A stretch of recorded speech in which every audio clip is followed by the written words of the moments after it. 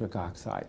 What you can do, though, is you can take the ingredients that the body uses to make nitric oxide, and you can take the ingredients that will stabilize the nitric oxide, prevent it from breaking down and lasting longer in your body. And so you could do this by taking certain amino acids like arginine and citrulline, and then you can take certain antioxidants like vitamin C, vitamin E. There are many other kinds of antioxidants. And so by taking these different ingredients, these different natural ingredients all at the same time, you will maximize your body's ability to make the nitric oxide. And so that's how you boost your nitric oxide production.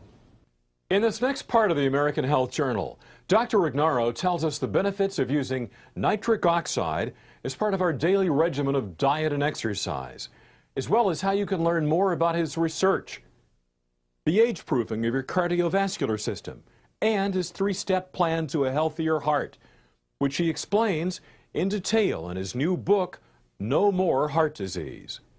But first, we spoke with Dr. Andrew Myers about the role nitric oxide plays in our body. Nitric oxide is naturally produced by cells that line the arteries, and those cells producing nitric oxide help to control and regulate the blood flow throughout the body. So when the blood flow is regulated, blood pressure can be lowered, muscles can be delivered oxygen and nutrition much more efficiently. So nitric oxide becomes this important chemical mediator in terms of helping the body do what it was meant to do, to perform better, to function optimally, and in many cases, when you have disease or deficiency of NO, you see big problems, like high blood pressure or even heart disease. The benefits of nitric oxide are many, and they focus mainly in the cardiovascular system, but this also impacts on other systems as well. Because nitric oxide can keep your blood vessels healthy by increasing blood flow, what happens is that the nitric oxide makes sure that all the organs in the body receive the normal amount of blood and therefore nutrients and oxygen that's required. In addition, nitric oxide can interfere with the blood clotting process, and so it can prevent unwanted blood clotting. You know, when people suffer from a heart attack, in many cases this is due to a blood clot that develops in the coronary arteries that feed blood to the heart.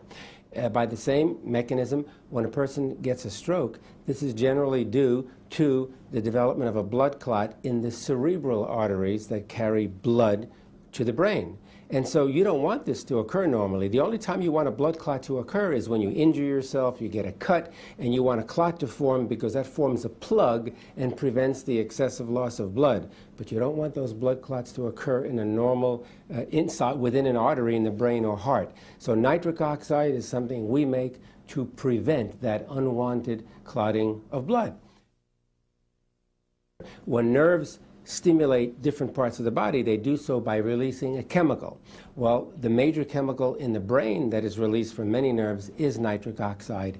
And this nitric oxide is well known today to facilitate memory and learning. No question about it. This has been shown in animals, it's been shown in humans, and what we've noted now is that in memory and learning disorders, particularly Alzheimer's disease, there is a deficiency, a marked deficiency in the formation of nitric oxide in those regions of the brain that regulate memory and learning. And in fact, a number of pharmaceutical companies are developing drugs that stimulate nitric oxide formation in those regions of the brain. And the early clinical studies show that if you boost nitric oxide formation in the brain, you can restore memory and learning. So I think there's hope for everyone who's suffering from a memory and learning disorder. Not only does nitric oxide decrease the blood pressure and protect against heart disease and so on, but let's keep in mind one of the major effects of nitric oxide in the body, and that is to function as a vasodilator. This means it's going to widen or relax the arteries, and when that happens, of course, you're going to increase the flow of blood to the other end. Okay? Well, we made an interesting discovery back in 1990 when we showed that the nerves that go to the erectile tissue of men and women actually release nitric oxide as the signaling molecule or neurotransmitter. And before we made that discovery, the neurotransmitter was not known. And if you don't know what the nerves are releasing to stimulate a function, it's almost impossible to develop rational drugs to treat a disease. And so once we showed that those nerves release nitric oxide, one of the pharmaceutical companies, of course, developed a big program to look at that and study that. They extended my research further, and voila, they came up with the drug Viagra, which is the first orally available drug that's useful in treating impotence or erectile dysfunction. And so the way Viagra works simply is to enhance or increase the actions of nitric oxide. Nitric oxide is a vasodilator, which means it's going to widen those blood vessels and lower the pressure within the blood vessels. And it doesn't lower blood pressure if the blood pressure is normal. And that's the beauty about the natural substances present in our body. The nitric oxide senses when the blood pressure is abnormally elevated. And then it steps in to reduce that blood pressure back down to the normal range, not below normal. And it's the most effective substance we have in the body, the most effective hormone to lower the blood pressure and keep it out of the high range. And it's something that you want to do all the time. You want to have sufficient amounts of nitric oxide around all the time to keep that blood pressure down, because high blood pressure can lead to a heart attack. The single most common cause of cardiovascular disease is a persistent high blood pressure that the person does not control, because that pressure against the arteries will eventually tear apart the cells, rip apart the arterial cells, and this is going to cause irreversible damage to the arteries. This will start the development of a plaque formation, cholesterol buildup in the arteries. This will begin to precipitate blood clotting, which means you can get a blood clot in the heart, which can cause a heart attack. You can get a blood clot in the brain, which can cause a stroke. So nitric oxide is the body's natural way to prevent all of these things from happening.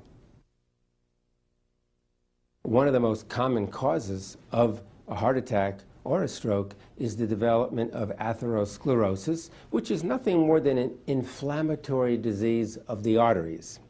And this comes about when you have cholesterol buildup. In other words, a bad cholesterol, LDL cholesterol buildup will actually cause a change in the structure of the arteries. The blood will begin to clot. There'll be all kinds of debris clinging to one another, and this constitutes the buildup of plaque in the arterial wall, which can obstruct blood flow, and worse yet, if those plaques become disrupted for any reason, they can travel to different parts of the body, and they travel to the brain, you can have a stroke. If they travel to the heart, you can have a heart attack. The way the body protects naturally against the development of high cholesterol is through nitric oxide.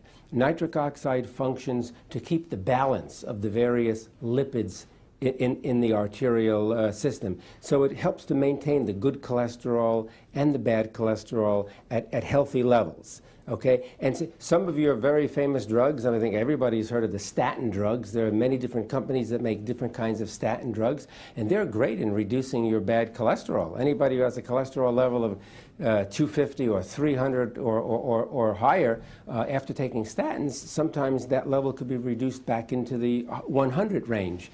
And the way those statins work is by stimulating nitric oxide formation in the arteries. So, you know, if you have sufficient amounts of nitric oxide in your healthy arteries, you don't have to take the statin drugs. Nitric oxide